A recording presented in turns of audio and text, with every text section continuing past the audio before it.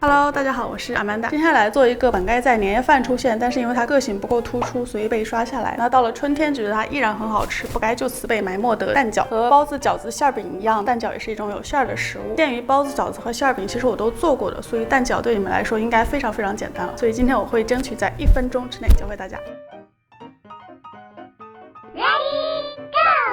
首先买点猪肉末，3肥7瘦的那种，加入生抽、米酒、盐、糖、姜泥、白胡椒、香油、玉米淀粉1小勺，拌匀，用筷子顺一个方向使劲搅搅。这一步的专业术语叫上劲，也就是让肉馅里的蛋白质充分交连，才会更鲜嫩弹牙。接着洗荠菜，荠菜根部一般会有很多泥沙，请如同一个耐心的老母亲一样，仔仔细细把根部洗干净，而不是一刀切掉，因为荠菜的香味大部分都在根里，切掉就没那么香了。这就是老母亲做饭好吃的秘诀。烧一锅水加盐，荠菜下锅汆，冲冷后挤干，手动切碎，加入刚才的肉馅拌匀。接着这里我还会有一个独门食材，就是马苏里拉芝士碎。不要怀疑，法国就是培根说过，芝士就是力量。马苏里拉的奶香味非常适合外面的蛋皮。下面磕6个蛋，加点盐打散，1小勺玉米淀粉加1小勺水，调匀后加入蛋液，开小火。你需要一个高级中餐厨师必备的大铁勺，放火让烧热，旁边放1小碟油和1小头厨房纸，在烧热的铁勺里擦1圈油，倒入小半勺蛋液，转圈圈，让蛋皮成型。趁蛋皮还有一点点没有凝固的时候，放入1小勺肉馅，用筷子小心的夹起一遍，把蛋皮合拢，轻轻按一下边，一个蛋饺就做好了。是不是挺简单？没看清楚的话再来一次，擦油倒蛋液，转圈，放肉馅合拢，完成。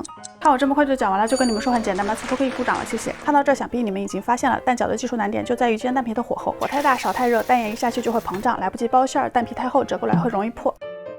勺不够热呢，蛋皮有可能会太嫩，筷子一夹就破了。这种对火候的精确掌握，一定要通过认真听我讲课以及课后作业练习，才能获得一句学海无涯与大家共勉。蛋饺做好后，别忘了蒸个10分钟哦。刚才的一番操作还不足以烧熟肉馅，蒸熟的蛋饺可以蘸醋吃，可以加火腿、木耳、菠菜、粉丝之类的食材煮汤，可以涮火锅，吃不完的可以冷冻保存。一般来说，传统的蛋饺都是纯肉馅，但是我觉得加点荠菜会更香，加上里面还有增加奶香和润滑口感的芝士，可以说是这段时间我最满意的创作了。希望你们也能喜欢。